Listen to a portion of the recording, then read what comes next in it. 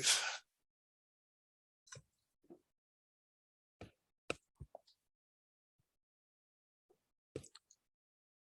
All right, recording is in progress. All right, and let me just paste the agenda once more for everybody in the chat room again. Chat. Okay. All right.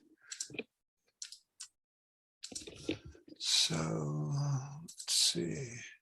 You see that's we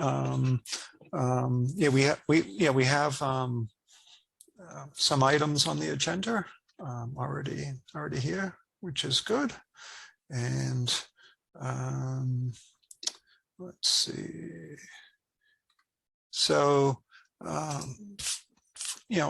first thing was kind of go over the mentions the tracking issue for refactoring issue 1126, but also going over the module owner list as well, and just want to kind of gloss over what we're going to try and get to here today,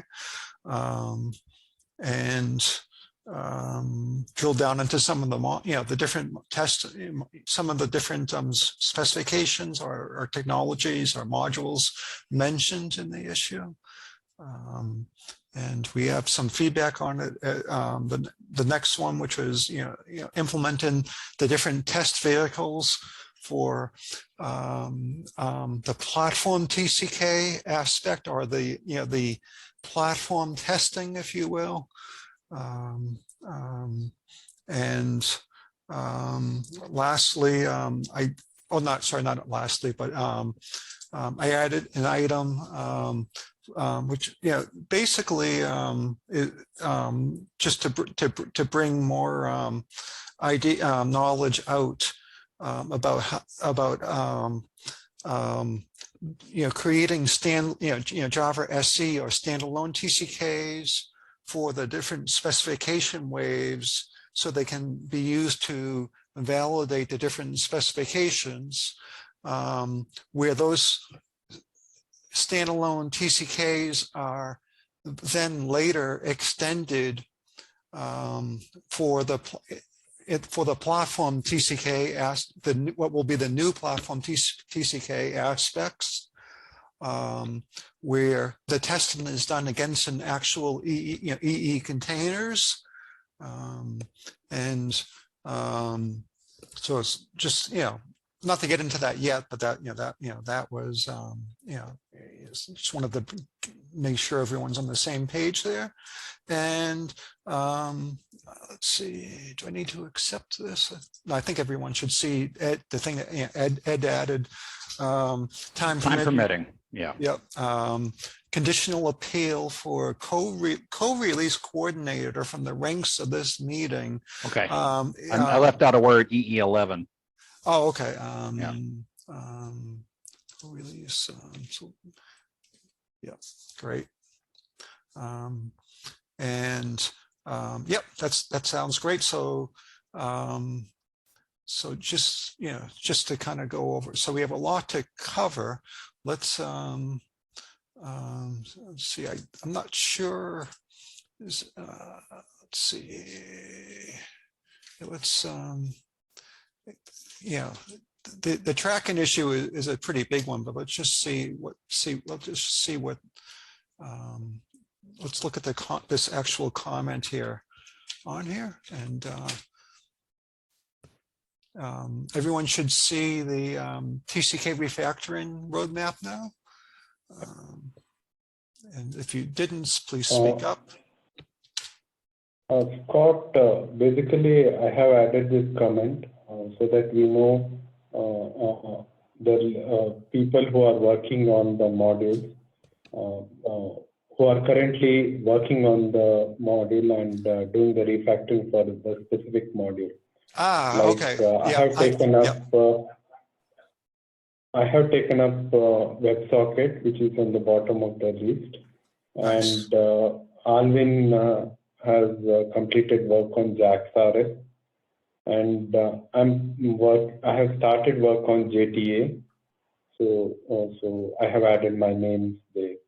So there are many modules for which owners are not present, and how to deal with that. And are there any willing contributors who have knowledge of EJB? Like EJB is a big module. The first, there are 3 EJB modules like EJB 3.2, EJB 3.0, EJB. So those are very huge models according to me, and which require a lot of knowledge of EJB. So how to go about that? So that, and how to plan for completion of these modules in for E11. So that's what my thinking was. So I added this comment. Thank you. I think that very, very well. And just in case anyone's wondering, I last fall I signed up to work on the JPA. I haven't started yet. So that's, so maybe we should indicate, so I'm kind of like signed up to do that, but I haven't actually started yet. I've been busy with other things and just haven't gotten to it yet. But just to throw that out there so people are aware of that in case others wanted to get started sooner. But what you can, what you kind of see from this information is that there is a lot of work to refactor the 2 to 3 million lines of TCK code, and it will take time. And I just wanted to add that the individuals that are currently doing particular parts of this shouldn't rush and like rush their parts in the sense that that we should do the complete task and not like leave out the documentation changes or that. And one of the one piece of feedback I got on EE10 was that we did rush on some of the refactorings, and I think it's true. Like we could have taken more time in some areas, and there were just so few people, and so we rushed. So I just kind of wanted to kind of address that whole aspect of not spending enough time necessarily on individual tasks and rush into the next one because we're trying to meet a schedule. I think just wanted to bring that up, that we can get volunteers to work on the others as we demonstrate how it's been done for the ones that are already initiated, and otherwise it'll take time to accomplish the work. So we should. Yeah. So I have a couple of questions. I mean, one is how are we incrementally introducing these changes? So for example, was it you, Guru, that had done an EJB prototype? That is this your PR? Oh, the WebSocket PR, I think. No, I thought it was EJB refactor. There's a new the reference implementation of the EJB vehicle. Oh, by badge. Yeah, that's the PR from batch, which we can use as a reference. It's not in the platform TCK refactoring code as of now. Okay. Because that was my first question: is there what's the blueprint for refactoring one of these modules, and how does that fit into the current AMP-based driver? Are we going to have 2 drivers, or will we have an AMP-based one for the legacy stuff and then a new Maven-based one for the things that have been refactored? So how we're coordinating, incorporating and producing, because another thing we need to do a better job of is producing milestone releases of the TCK. So people can be testing and warn we're trying to free up the bottleneck for the specifications as the waves are being moved through. Making the content available as soon as possible, as soon as it's ready, versus just having to rely on producing a big final TCK blob. Alwyn, I mean, yeah, first put into a wiki, and then I copied it into on the refactor branch, in a notes folder, a design note, to try and capture an understanding of that. I don't know if this is what you're. Well, yeah, I guess.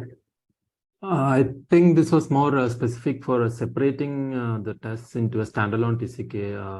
I think this may not apply mostly for refactoring the platform TCK modules. This was mainly intended for separating the tests out of the platform TCK into a standalone, using JAXRS as an example. Okay. This may not apply for most of the other modules. Okay, so it doesn't help. Okay. In my opinion, as per the Nichols using Aquilian, I think that is what maybe we should focus on to continue with other modules. So most of the other modules, they run in different vehicles. We can see the third point in the refactoring issue agenda. I think that is something that we probably should be discussing. When I worked on the JAXRS module, I was able to use the Aquilian because it's by default we have the servlet container. But for the other modules, I think there are different vehicles like JSP, AppClient, EJB, etc. So I think that part is not very clear to me as of now. So maybe somebody can also comment on that part, how to implement the vehicles. Guru had suggested to me earlier that I think it was for batch or concurrency, I think they had implemented different vehicles for their refactoring. I haven't gone through that much. Okay, yeah, so I think that's the first thing we gotta get a handle on is exactly what is the pattern for, because the vehicle architecture has always been a little bit convoluted for me. So I think we definitely need to get that clear, certainly to be able to obviously do it correctly, but then also to open it up and be able to assign or create issues that more people have the potential to jump in. And because I think we should certainly have an issue for every one of the modules that Guru has highlighted, but then we need a wiki doc on, okay, this is how you go from the legacy vehicle approach and /vehicle approach to JUnit and Archillion. So let me understand, what is this this EJB vehicle from the batch TCK? What is that? In the batch TCK, there's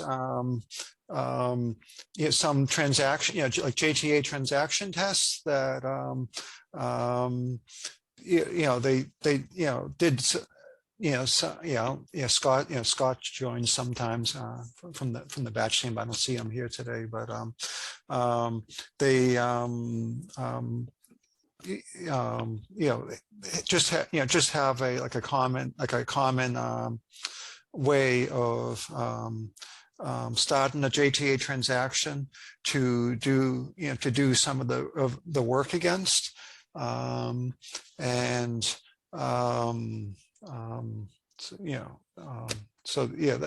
we could look at that. It's been a few years since or something since I've looked at it. I don't remember the details of what he did, but yeah, he's done that. And I guess in the REST TCK, we have, that's all using, servlet deployment, but it's, that's another example.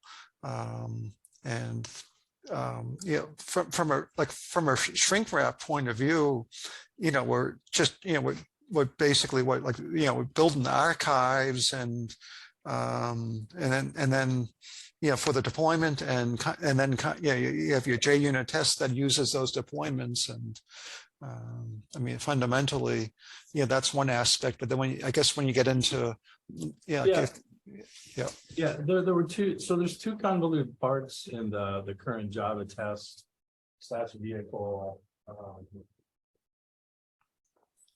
harness for me, and one is certainly the creation of the test artifact, because it's kind of a convoluted layering of AND scripts, which I never really came fully to grip with. So because we're incorporating class path elements from multiple layers of directories to build that up. So that was a convoluted part that it would be nice. So like that'd be like the first step. How are we gonna have to layer that type of logic into? Are we gonna have to have separate Maven artifacts that are inherited by these? For example, if I have an EJB test, they would pull in a common EJB thing, so that's going to have to first be refactored into a common Maven artifact that then they depend upon, etc. That type of stuff would be one thing. And then the other part was, the actual launching of the vehicle was a little confusing as well. So I think we're going to have just like one meeting, and maybe it will have to be a separate meeting, or maybe we can just try and do it design wise over email or whatever. But I think the first thing is just trying to get, okay, here's like a basic how this flow works in terms of what the launch class path is and how that incorporates all the artifacts that are being built for the current target test, and how those might map to an Archelian based one, which obviously requires more even artifacts. If we can like try and do some design sessions around putting that together over email, and if necessary, doing a separate call or other calls to try and move that forward, because that's certainly going to be the stumbling block, because all I'm saying is, okay, what's the approach? Because I think once we get like one understood, then there will be a blueprint where we can move this forward. So that's why I was certainly interested to understand what Olivier, I'm not sure how to pronounce his name, but how the servlet work had gone on, what he'd actually done there. So yeah, and for those who may not be aware, at 5 p.m. Eastern time today, we'll be talking about that as in a separate call. He's in Australia, so question about that time. Is that in the Jakarta EE specifications calendar? So for today's call, I had updated the calendar last week for today's call. It's updated for that time. So it's thank you. It's a one-off, but just for today. Yep. TCK call for Jakarta EE. Yes, I see it. Thank you so much. You're welcome. But the only thing I was going to add, when I see all of the shared and common classes, one thought that had come to mind is this, having shared classes is great, and the shared classes that we will need won't necessarily be the shared classes that we have now. I mean, there's no reason why we couldn't inline classes, if that makes sense. That would create a lot of duplication between tests, but it might make it simpler and less cumbersome to deal with the complexity. at the same time, and then kind of factor out the, Well, I what's, guess, yeah, later. I mean, before worrying about that particular level, I think we probably should start at the vehicle level, because what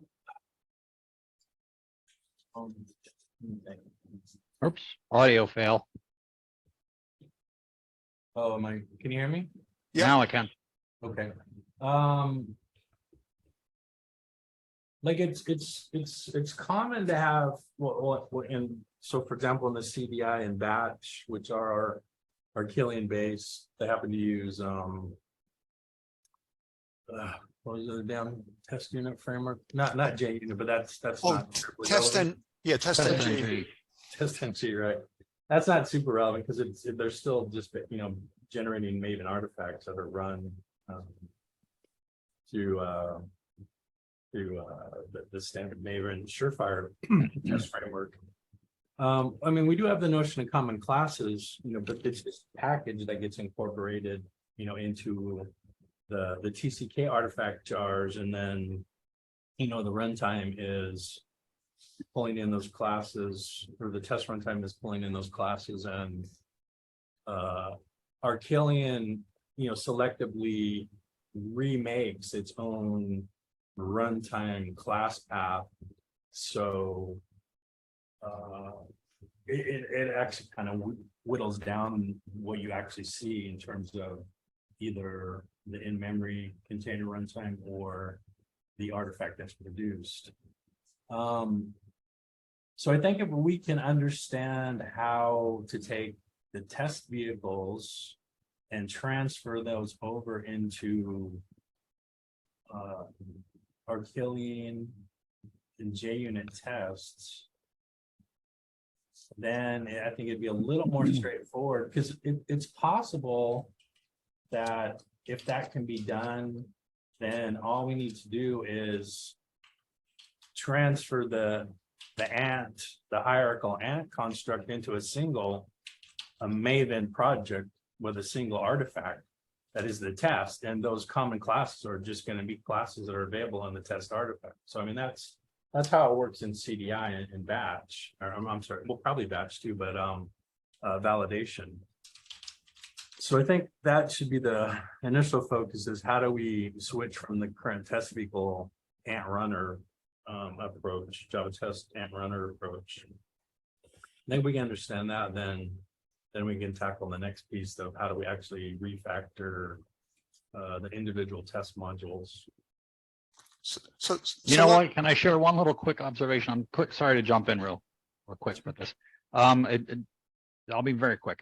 It just occurred to me. I was at a demo from Microsoft internal all hands meeting like last week, and they showed a demo where they had a huge number of Selenium tests, and they used a GitHub Copilot to refactor them to Playwright, which is another thing that Microsoft did. And they were talking all about how this really helped them move a huge number of tests from one thing to the other. So I want to put out there that maybe we should, I could think about this as a possible approach to scale the work, considering the large SLOC we have.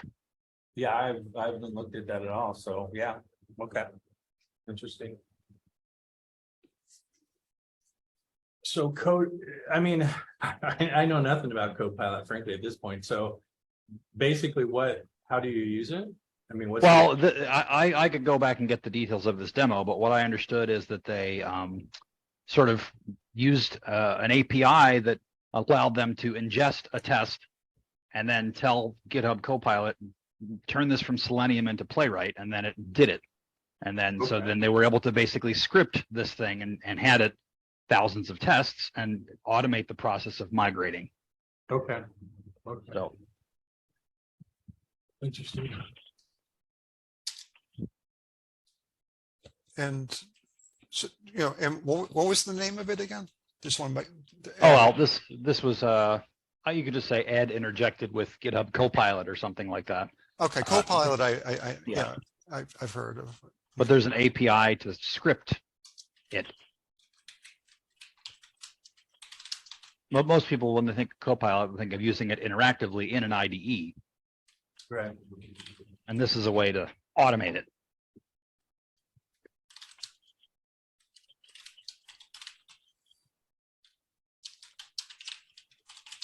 So you can give me an action item to circle back on that, because that would really be, if we could Yeah. figure something like that out, that would help us. Yeah, the only concern or doubt I would have on that front is how much training would it have had on Java test? Because that's. I know, I don't know, but That- you know, It is surprising sometimes. well, yeah, I mean, I remember Java test. I've written some Java tests for JSF and Servlet probably 15 years ago. I'm sure they're still there. Yeah, I bet. So, yeah, okay. So from a ordering point of view, is that like at what point do we need to start having platform, the platform level tests versus, like refactoring just like a JUnit only, like a Java SE, or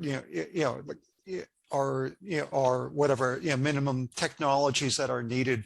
Like in the case of WebSocket TCK, you obviously need a WebSocket, like a web container, for that TCK. But like would it make sense to do some of the work to create the standalone TCKs first, and then do this in parallel, or should we figure this out before starting to create the standalone TCKs that are JUnit only?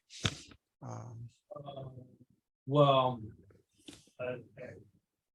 there could be a benefit to that if, in fact, because I would have questions as to whether or not, or how much of these, certainly a number of these tests are going to basically just be centered on that technology, because they haven't been pulled out into a standalone test. So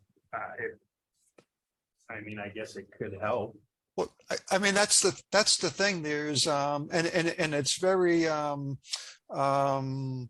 it's not necessarily straightforward to identify the standalone test, but there's like in some cases there's like an SC folder which has the standalone test under some technologies, and for other technologies it's not as obvious as that. But like forever we've created standalone TCKs from the the CTS originally, and now the platform TCKs source repo. So there's kind of there are like Java SE or our standalone TCK tests that have been there. It's just like a subset. Right. It's just no vehicles involved. Well, I thought they had to have at least some. So like No. There's serverless TCK.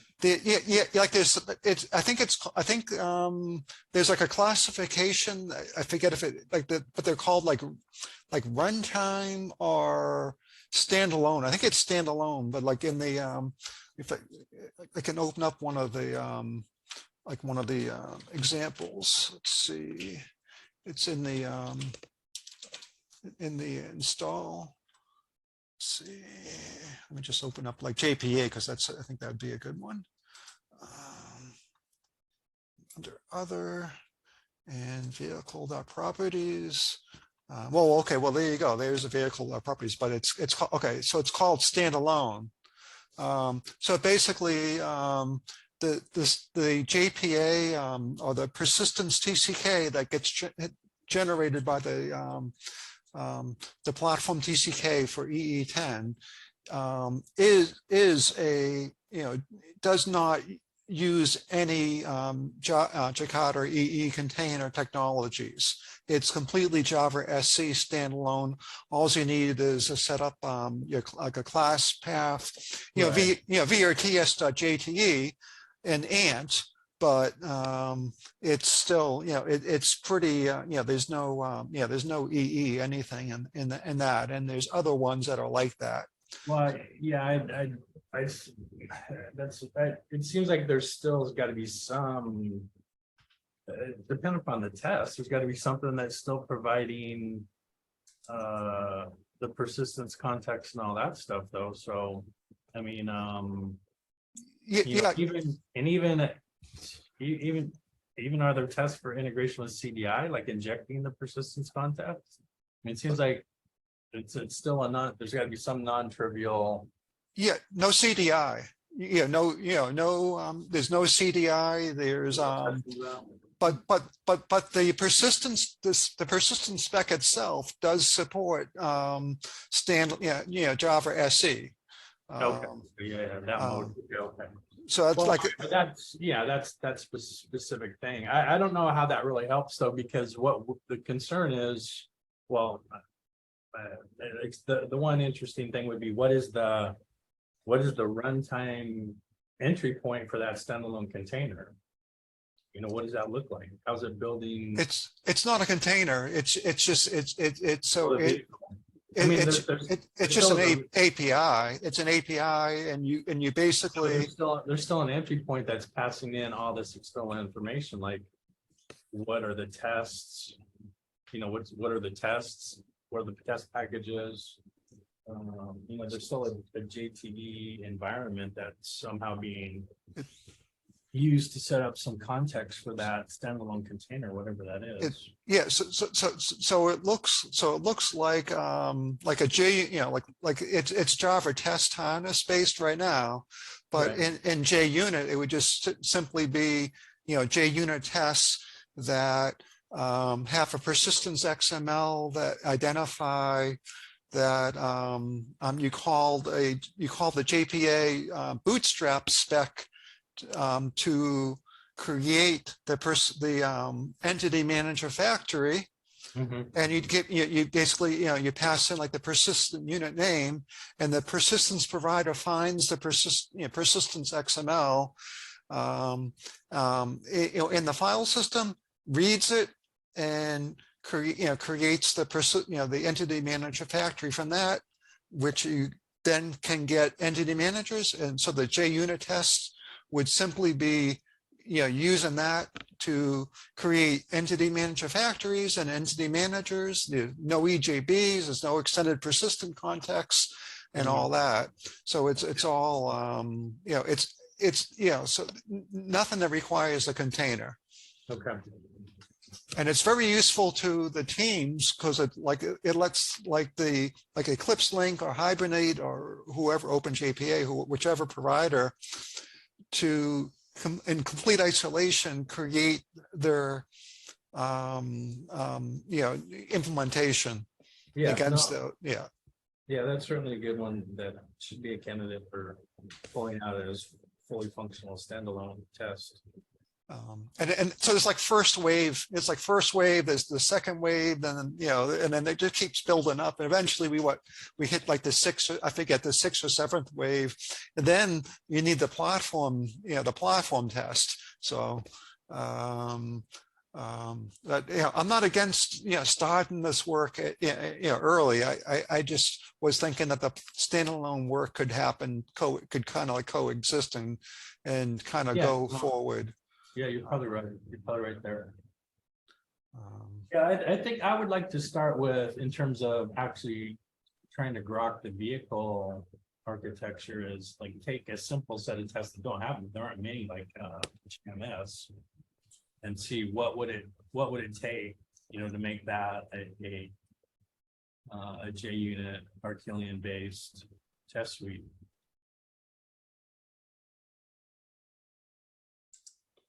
So I think that's actually, I mean, you can assign me to the JMS one. If I don't have that issue pulled up, but I'll do that after the meeting. We don't do it now. I want to take a look at that and try and use that as a basis for come up. What is the pattern? What is the pattern that we need to follow in terms of steps for converting from the Java test /ant/vehicle architecture to JUnit and Archillion. Awesome. That's great. Thank And you. so hopefully I'll get some insight as to what Olivier did with the servlet on that front. So, hopefully what he's done. So, and then he has an active branch that he's working on, or active PR. How is he doing that work? The servlet. Oh, yeah. He has an active branch that that he wants to merge into the refactor branch, which let's see, let me just pull up the I'll paste the pull request in so we can get his here it is. And he's been working on this for a long time. Yeah, I know. Long he was time. talking about it during EE10. So. But yeah, there it is. There, yeah. It's he's got a topic branch that he's been going. Okay. Let me just paste that in as well.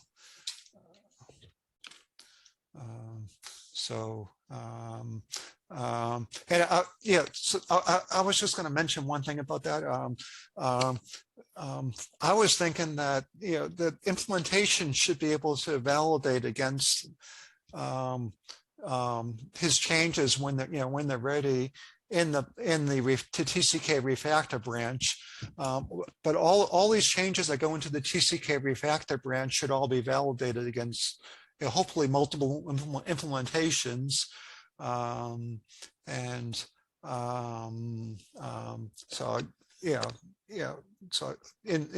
I hope that's something that we can see happen, and I think that would be a good way to find issues. Code review is just, I mean, I know we have people with superhuman strength. I don't know. When I was looking at the 60,000 line pull requests when we did the EE8 to EE9 refactoring, my eyes were just going crazy with trying to review those huge pull requests. Yeah. No, yeah, it'd certainly be good if as soon as possible we're producing whatever milestone artifacts out of that TCK refactor branch that we can. So yeah, that's actually a great point. So one of the ideas there is to keep the specs on EE10 as long as possible, so that we can actually have EE10 implementations that can help validate, as well as existing compliance specs that aren't don't have to new changes in them yet. So we kind of have this nice pure environment where we can validate if things work. At some point we'll have to actually start bringing changes in, and then we lose that. But it's a nice thing to have while we can while it lasts, I think. Yeah. Well, I mean, so I'm not sure. So for those who aren't aware, Ed had been requested that Ed Burns, who just left, be the EE11 release coordinator. I'm not sure that he's accepted that, but that's certainly what it seems to be hinting at in the agenda item he added. But I think there's going to be some pushback on what the time frame for the release is if he does that. So one thing we can, especially with regard to the bullet point from him is, I mean, maybe we have to add a blocking issue that we get the TCK refactor branch to a semi-usable, some level of stability and usability for EE10 releases, before we start moving the TCK forward to a EE11.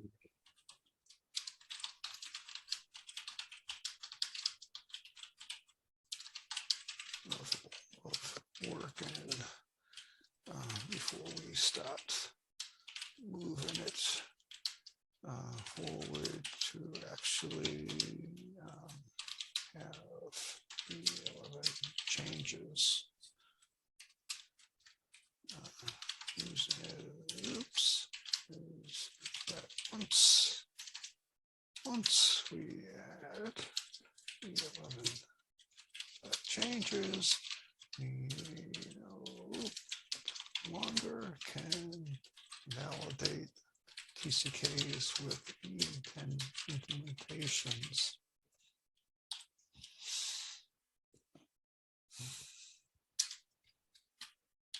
I'll just mention meaning once you add EE11 changes in, TCKs will not work until we iron out, until we solve all TCK failures with some implementations, which can take a long time to say. But I mean, long time is subjective, but with EE10 at some point early on we brought changes in, and then it was, I think it was like, it might have been like 9 months before we had worked through the combination of fix and implementation problems and also TCK problems, and where the problems were, you just never knew. You had to chase all possible areas to find the causes. But Yeah, especially the later changes in the later APIs really bog down how much we can do, complicate testing. let's see, so okay, so we have 15 minutes left. We kind of, let's see, so what didn't we do? So I had added this, about following the order of specification waves, which I probably pretty much, I already kind of stated that, glossed over that. And I don't know if there's any more feedback about, so I guess what we've accomplished today is, we can start working towards the platform TCK tests and how they're going to work by figuring out how the vehicles will work, and kind of like in parallel, that work can start. So it doesn't necessarily have to be bottlenecked, or we don't have to do other things first. So that can be accomplished. What I was trying to get the point out, though, also that I think for 11 we should follow the idea that once a spec ballot completes, that if we make test changes, we need to we should communicate with the spec ballot, the specification committee, so that they know, that the ballot we need to go back to first wave or a particular wave to a particular spec, and kind of do that if we, like to somehow validate that those TCKs still pass, I guess, in some fashion, and then to coordinate that. And I think with a separation, where like there may be standalone TCK tests that are in the platform TCK repo, but they're isolated from the from each other, from the platform versus the standalone tests. So it should be more obvious when when there's a pull request to change something.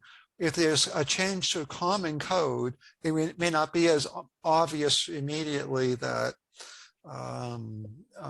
that it's impacting a standalone test. And I guess that's like another thing, another issue. But like if someone asked if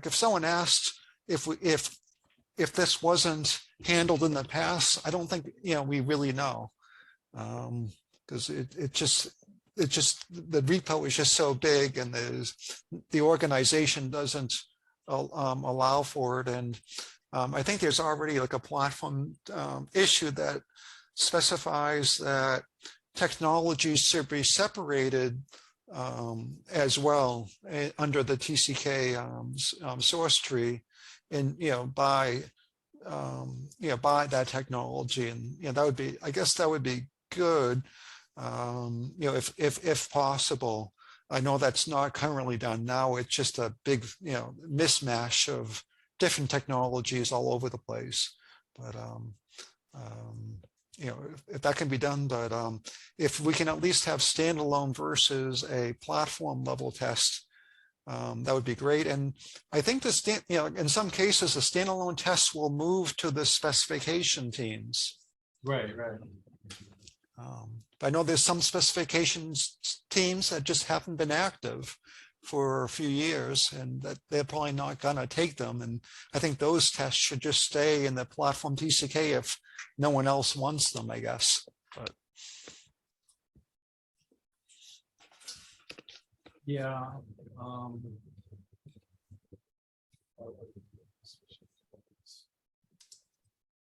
Yeah, I mean, we are certainly going to have to prioritize or have an ordered list of how we're going through these refactorings.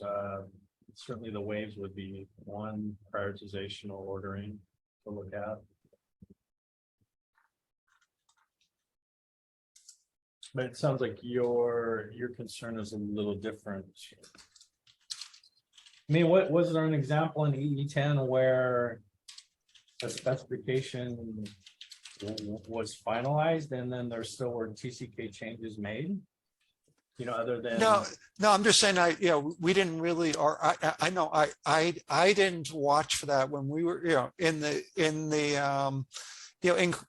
we were fixing, platform or, container TCK failures, we may have overlooked in some cases that there were standalone TCKs impacted by some common source or a source change. I mean, we were very, we were very driven and to solve problems, and so I just couldn't say that we didn't do that. We might not have. We might have. I don't know. I just don't think that I don't think we necessarily spent would have noticed that that had been done, because I know there were some persistence changes, tests made at some point. I don't really recall when that at what point in the release, but I remember there were some, and I know persistence is like in the first wave, I think. So that we might have done that there, or maybe not. I don't know.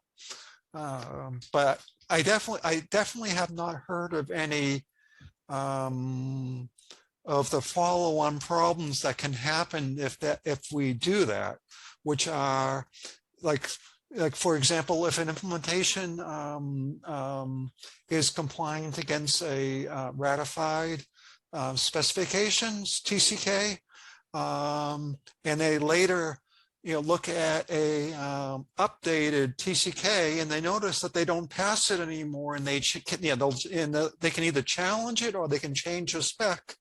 But I know there's definitely teams out there in open source who will definitely question and challenge that rather than make change. In that circumstance, that didn't happen. I didn't see any evidence of that, and that would be like an indicator that we missed something like that. But this is more just trying to be proactive about not ensuring that doesn't happen with the planning this time around. Just hopefully a lot of this just is an artifact of separating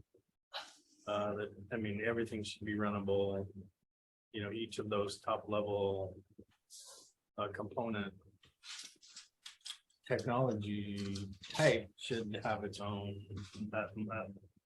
sub module or and artifact in the refactor TCK repo, and so it starts to simplify this. Yeah, it's going to take a 1 second break. I just got to open my door.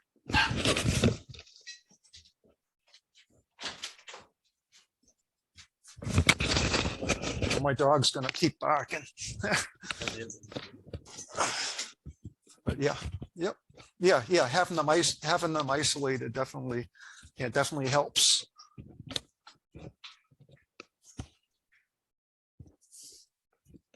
Let's see. I'm gonna stop sharing a second here. All right, so we're just chatting.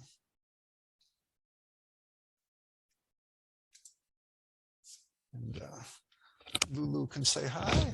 Say hi, everybody. Hi. Is there anything else that we should get into, or did we miss anything?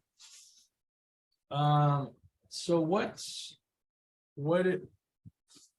the structure of the current TCK refactor branch? Is it Maven based, or is that still a work in progress? So yeah, so the TCK refactor branch is Maven based, and we had started it for EE10, and I think it was like October or September, maybe actually September, when we were developing EE10, we had we abandoned it and just went back to to the master branch and continue for EE10 with that. And in looking back at it, I thought we should abandon it and just start over from scratch, but others had the opinion that no, we can really recover the work that we already did, and it's not some further cleanup was done, and people chipped in and helped out, and it builds the multiple Mavens projects, sub modules, and for different technologies, and so is it all in sync now with in terms of the actual tests? I mean, it doesn't do it. I mean, we don't run any testing, but it just compiles. We can compile and build, and but we haven't actually done any testing. Although, I mean, there's some progress that that people have been making, like the servlet TCK is ready to merge in, so that would obviously work. And others, there was a pull request for WebSocket, so obviously that would, those would be more functional than just compiling and building. But yeah, it builds. Everything builds and compiles. As it is. I don't know if others have feedback on that as well to add, but okay, well, I guess I'll take a look at building that and see what its structure is, and then try and, like I said, try and start a discussion around the JMS test as something to understand how what we would do to update it to use Archelion and JUnit, and what the pattern in terms of replacing of the JUnit, the Java test and vehicle architecture with the former would be, try and get that wiki defined, and because once we get that defined, then we can start creating issues for refactoring all the technology trees, and then actually recruit people to help out with that, or at least that we would have the ability to understand more what the scope of the work might be, because that's going to be one tension is what are we going to be able to do for EE11, and can we put a stake in the ground and said there's going to have to be some blocking level of accomplishment made, to for E11, and get buyback or buy in on that approach.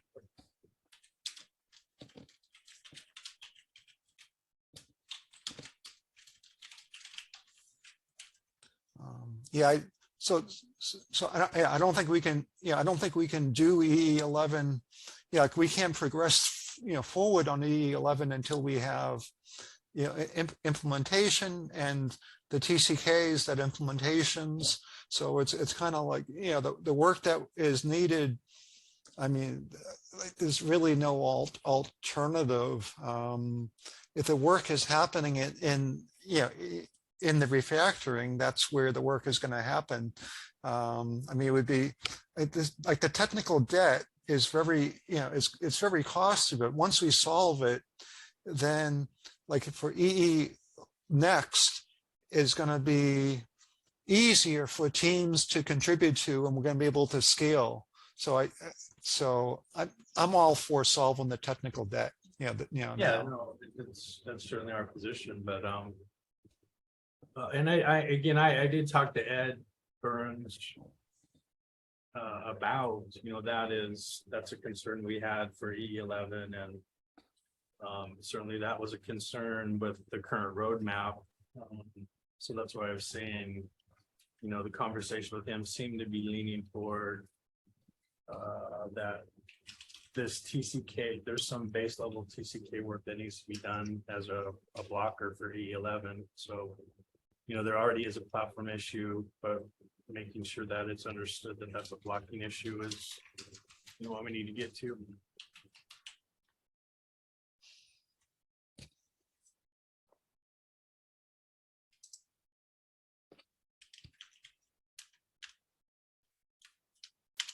All right, thanks everybody.